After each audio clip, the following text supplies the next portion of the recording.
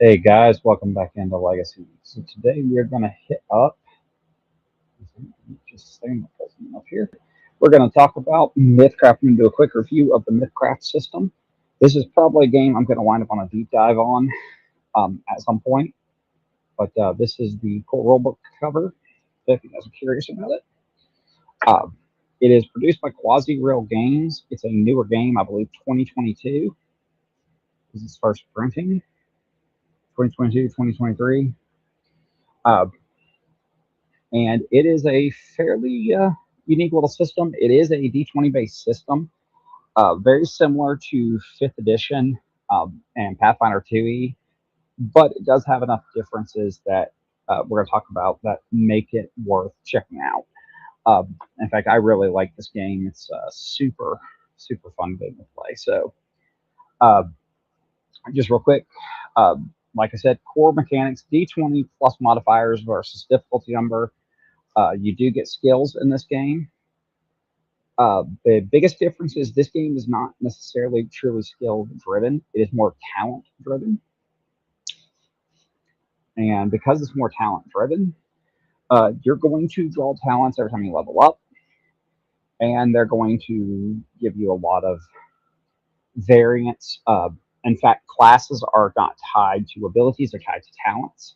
They actually have their own talent trees. I'll show you one of those here in a minute. You'll see why this game can be a little complicated, but fret not. It's really not that difficult. Um, just so you guys get an idea for how character creation works.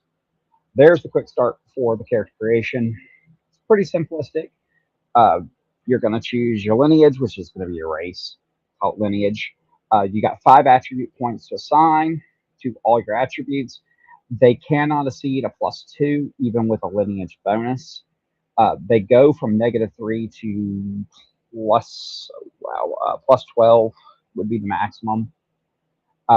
Most of the time, 3 to 5 is going to be your average. You'll occasionally get a little bit higher than that. Uh, your starting stats are going to be based on, the derivatives of everything. So, like your starting reflexes is going to be 10 plus your dex. Logic is going to be 10 plus your intelligence. Your hit points are based on your endurance. So, if you have it says your starting hit points are 13. Uh, don't actually think that's how it works. Uh,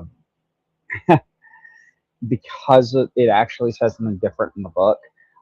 According to the Quick Start Guide, you can run with 13 as everyone's starting hit points, but theoretically, there is a table for this that I'm not going to bring up. If your endurance is between 0 and 2, you get 2 hit points or a d4. And you guys choose as a group how you want to generate hit points. You're going to your next thing you're going to do, and this is going to be another big difference, is you're going to get your background. Backgrounds give you skill points, starting wealth, and it gives you a set of starting equipment. Then you're going to do professions as well. They have a system called the BOP, background, occupation, profession, which is going to really be where you get most of your skill points and everything from. And then you're going to choose a starting talent. You cannot choose talents from classes until 2nd level. That's where this gets a little weird. The other part of this game that you get is when you start building a character, you get uh,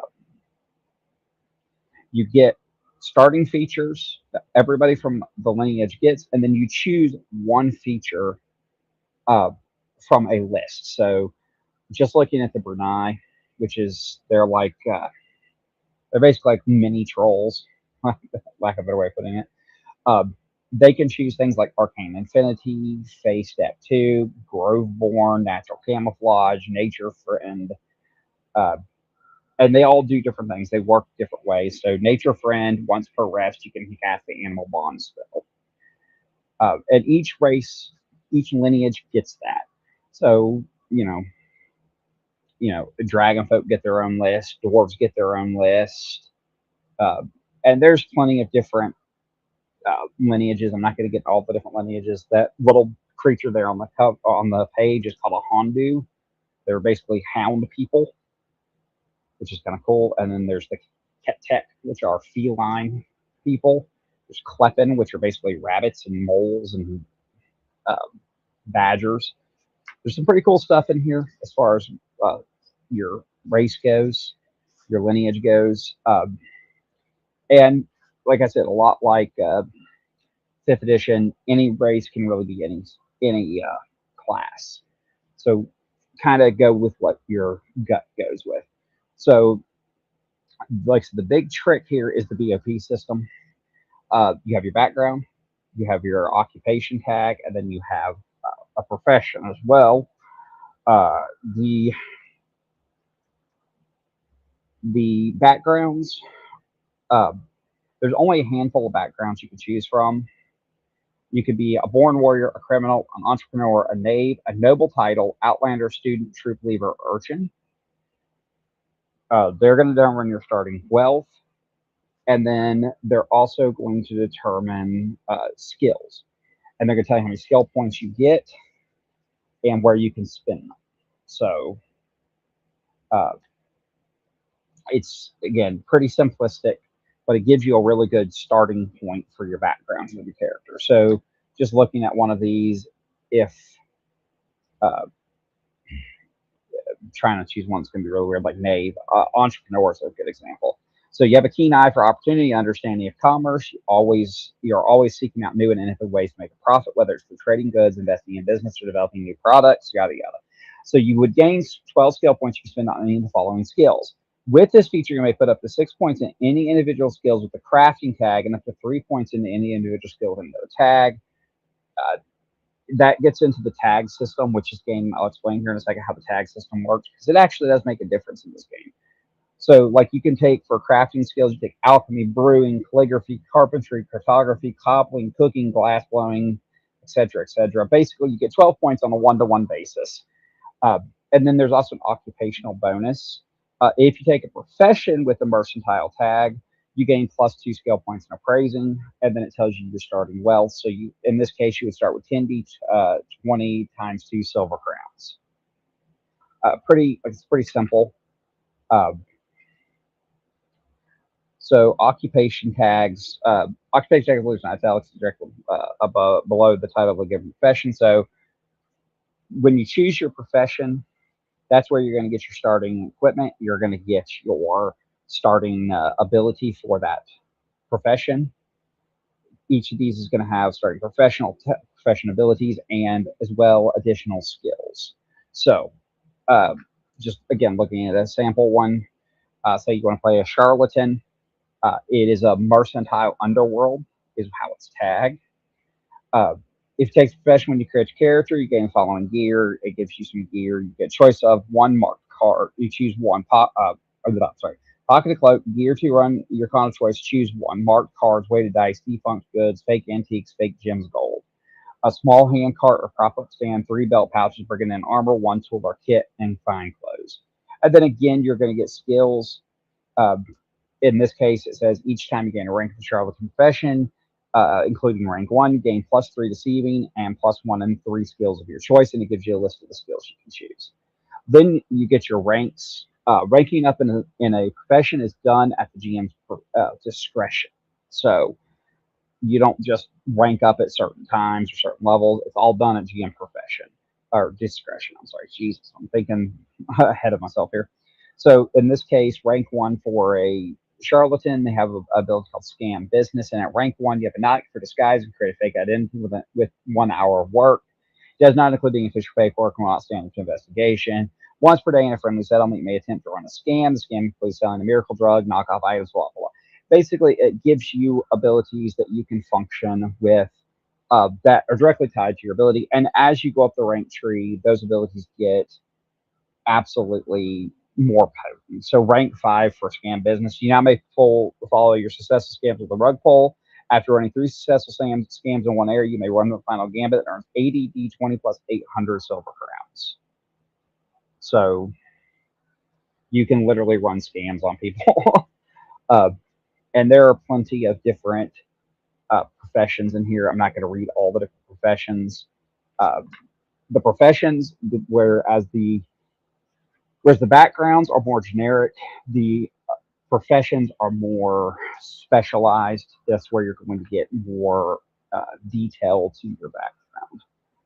And then, of course, the last thing that you kind of have is going to be your talents. So let's show you a sample talent tree real fast, guys, and you'll see why this game can look kind of complicated from the get-go.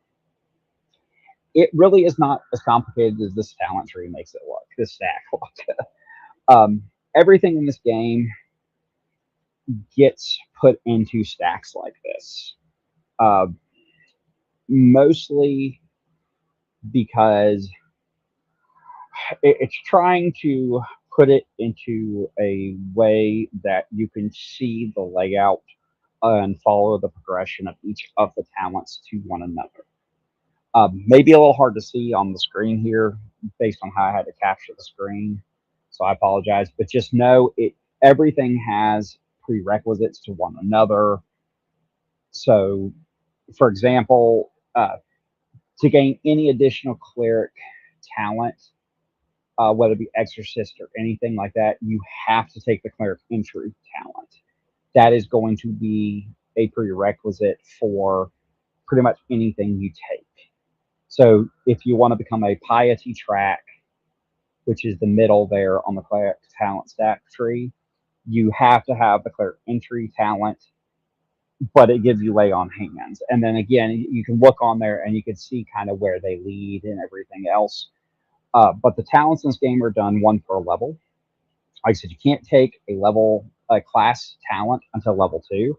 So your entry talents are going to be coming from a generic talent tree. Trying to get out of the chapter here. Find familiars, crusaders. Yeah, there we go. Now I'm getting there, getting past all of that. You do get additional talents. There are additional talent trees you can take from. Gaining spells in this game is a little bit different than other games. Generally speaking, you're going to gain your talents from uh, from the talents you take. So, for example, you take you have to take arcane cantrips to gain cantrips. You gain 3 cantrips every time you take that talent. Uh, so again, it's very talent driven game. And like I said, I'm trying to find the chapter here because I'm chapter 10. Okay, so there's also called specialization talents. There they are. I'm looking right at them. So specialization talents are talents that you can take at any time. They're also put on stacks just like everything else. Uh, they will tell you if there's any prerequisites listed. But for example, the combat stack, you can gain things like Giant Slayer or Bull Rush or anything like that.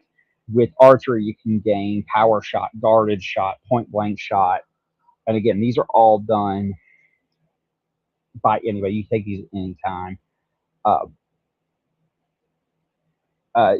like I said, this is also where you're going to gain your magic talents, your base magic talents like Primal Aspects. You can gain skill stacks, arcane stacks here. This is where you're going to gain a lot of that stuff. Uh, again, guys, the characters in this game are talent driven, so keep that in mind when you're thinking about how this game plays. Uh, like I said, I am probably going to do a deep dive on this game because I do want to give more information on exactly how everything works, and talk a little more about how everything works in depth. Uh, and honestly, the biggest thing in this game that kind of keep in mind is that it just kind of it runs very similar to how you're going to run a game of D&D 5th edition or Pathfinder 2nd. Mechanically, it's very similar. Uh, specific rules, general rules, yada yada. Um, so you have all your skills that you can take, uh, but if a skill doesn't apply, you can always fall back on the attribute that applies to it for the most part. Uh, what you also get in this game, and this is another big difference, is you get what's called action points in this. So what's going to happen is every time you start a turn, you gain 3 action points, and then you're going to gain additional action points based on your coordination stat. Higher it is, the more points you get. Each action is going to cost you action points. Um, so like movement takes 1 AP to do. And basically, during your turn, you can burn all your AP. You can also save your AP to do additional advanced maneuvers and things like that. Things like dodging, dropping prone, grappling people. You can exploit, you can disarm.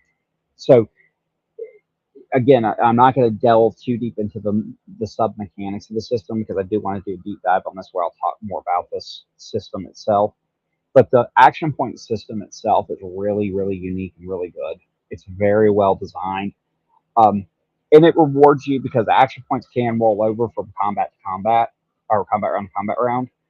So you actually can benefit from managing your action points efficiently. Uh, Sometimes it pays off not to make an attack in a round so you can make multiple attacks around after. Or alternatively, maybe you want to cast a big spell and you don't have the action points to do it, so you have to wait 2 turns to do it. That's always an option. Uh, you also dying in this game is a little bit different as well. So what happens is when you hit 0 hit points, you don't die. You can continue acting if you're at 0 hit points, actually. Uh, if you end your turn with 0 hit points, you take what's called a death point. If you take damage when you would be otherwise be at 0 hit points, you take 2 death points. If you have 8 death points, you are dead. Period. End of story. Uh, and there's other options you can do, again, without getting too deep into the system. You can recoup to take a recoup action to remove death points. You rest to remove all death points. Uh, they do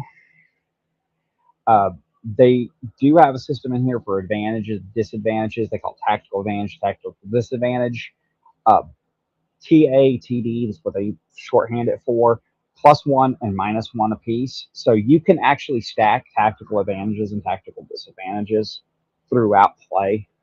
That is a unique part of this as well. Unlike advantage in D&D, you can stack tactical advantage to get multiple tactical advantages. So, and if you get both tactical advantage, tactical disadvantage, they would cancel each other out as normal. And really, honestly, that's the base of the system there, guys. I'm not gonna, like I said, I'm not gonna delve right now into the deep parts of the system. As far as mechanically, though, very fun system, very unique, very open-ended. The leveling system is basically done by milestone. There's not a set experience system for this game. It is done by milestone, which doesn't bother me. They did the same thing basically in Savage Worlds Adventurers. I mean, so whatever. Um, so basically in story, when it makes sense, level your characters. Um, I can't really say much more than that. As far as uh, playability goes, super simple, yet level of tactical depth. So that is a big bonus to this game. It does have a level of tactical depth. The skill system mixed with the talent system gives you extremely customizable characters. There's actually quite a few skills that are linked to the individual attributes and individual skill categories. So you do get a lot of options when you're building. And other than that, guys, I can't really say much else, like I said, without going into the kind of meat of the system. And, with these types of reviews, I try not to do that. So, but stay around because I do, like I said, I do want to do a deep dive on this game because I do think this game deserves a little deeper look, but I do need to finish up at least one of the deep dives I'm currently on before I dive too deep into this system. It is available on DriveThruRPG. It's available through Quasi Rail. I have linked both of those in the description there, so please, by all means, check out the description of the video. It is really It's really simple, really easy to get your hands on. Very fun game. Their Discord is very active. They do have a podcast of a live play that is available. I know on Spotify. I did not link that, but it is available on Spotify if you'd like to hear the game in action. It does exist. Uh, by all means, check it out. That, guys, as always, we welcome thoughts, comments, questions, concerns. Any questions you have or anything like that, leave them behind in the comments. As always follow the 3 rules: no ad hominems, no picking fights, and do not leave me college dissertations, because I'm not going to read them. Other than that, guys, we hope you guys have fun, and we do hope to see you guys around the game table at some point.